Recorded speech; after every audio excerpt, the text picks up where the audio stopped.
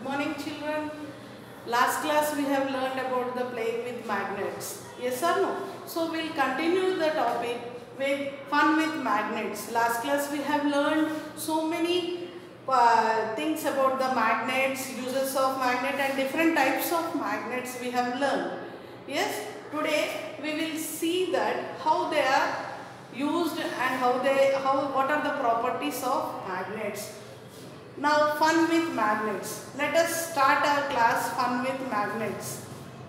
Now a magnet, magnetic material. We have already learned about a magnet. So a magnet is a material or object that produces a magnetic field. All around the magnet it produces a magnetic field. This magnetic field is invisible. It is not visible to us, but it produces a magnetic field. But it is responsible for most of notable property of a magnet, a force that pulls on other ferromagnetic materials, such as we have learned that magnet, iron is the best example to attract magnet. Understood? So iron and attraction and repulsion of the properties of magnet, attraction and repulsion. So iron attracts the magnet, so we will call it as a magnetic substance.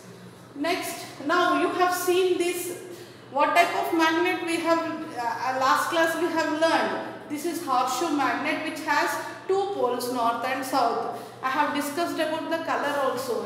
You can see the red color shows the north pole and the blue color shows the south pole. You can observe that the ends of the magnetic poles, they are called the magnetic poles and the force of attraction will be there near the magnetic poles only. You can observe in this.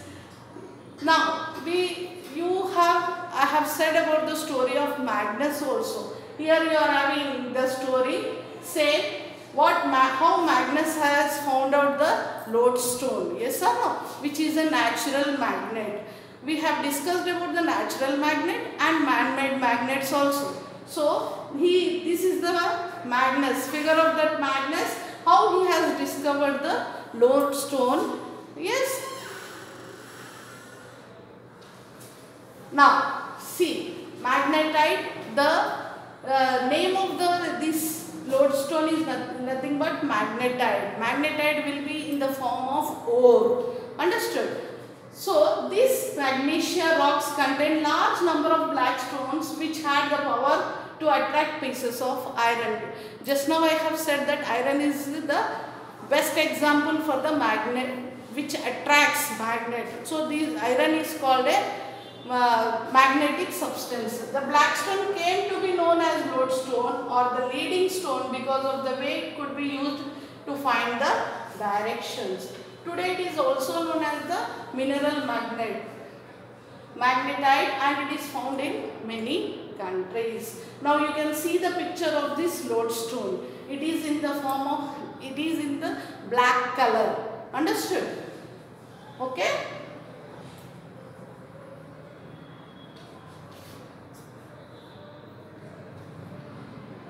Now, magnetic and non-magnetic substances. Generally, if we take a bar magnet and if you check whether the materials around you are magnetic and simple things, you take your pen cap or a piece of paper or iron fillings or iron thing, you can check whether it is magnetic. You can differentiate between the magnetic and non-magnetic substances. Now you take the bar magnet near to the iron substance, automatically it attracts, which we'll call it as a magnetic substance. Now materials which get attracted towards the magnet are called magnetic materials, for example copper, iron, nickel. So these are called the magnetic. So it has the property. So the attraction property is there. That's why they are the magnetic substances. Just now I have said your plastic things, your pen cap or a piece of paper or chalk, you can check with the magnet, it will not attract, it will repel. Understood? Attraction and repulsion are the two properties we have. So it will not attract. Such substances are called non-magnetic substances. You can see the examples of non-magnetic substances also. Magnets can attract or repel. Magnets can attract any magnetic material even if it is not magnetized also. Non-magnetic materials such as wood, paper, plastic and most metals doesn't get attracted towards the magnet. We can relate this to our day-to-day life situations also.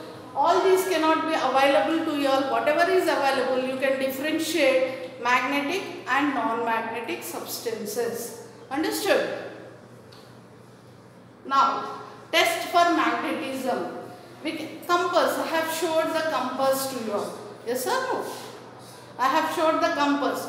So, with the compass, we can check the poles of the magnet. We can check whether the object is attracting or not, repulsion and attraction of the objects also. Now, we can use a compass to find out whether a substance is magnetic or not. Immediately when you place the compass near the object, the direction changes. The needle in the compass moves, which shows the magnetic property. So, one end, you can see the picture here, compass. You can observe the compass and a bar magnet is placed here.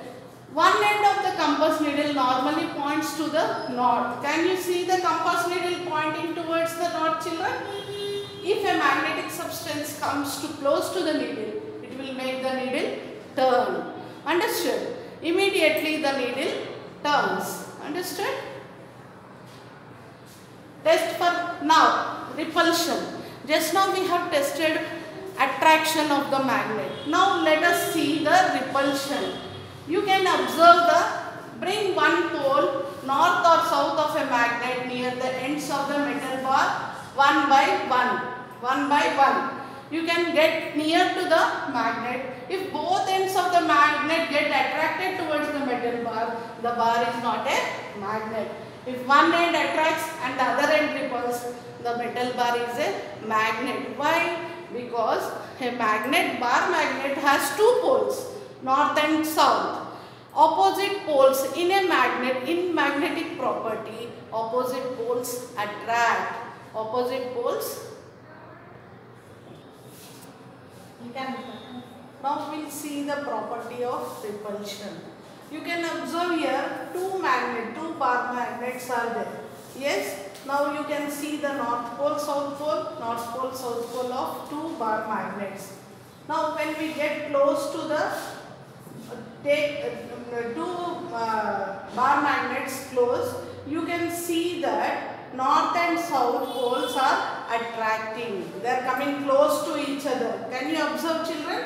Here, if you take two bar magnets, if different poles, you can see here south pole and north pole. When we are getting two bar magnets close to that, if south and north is there, they will get attracted. Understood? Now, next one, you see, now same two bar magnets we are taking, but we are taking two same poles, south and south.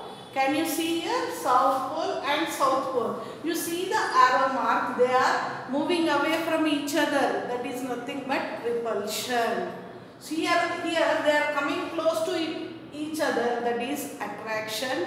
And when the same poles we are keeping, two bar magnets, same poles we are getting, so both are moving away from each other, that is called repulsion. Attraction and repulsion are the two properties of magnets. Now you see here also, if we take north, next example you can see, if two bar magnets we are taking and we are keeping north and north pole together. See, north and north also you can see the arrow marks, they are moving away from each other. So that is nothing but repulsion. When they are coming close to each other is called attraction, and moving away from each other is called repulsion. Understood? So these are the two properties of magnet, attraction and repulsion. Thank you, children.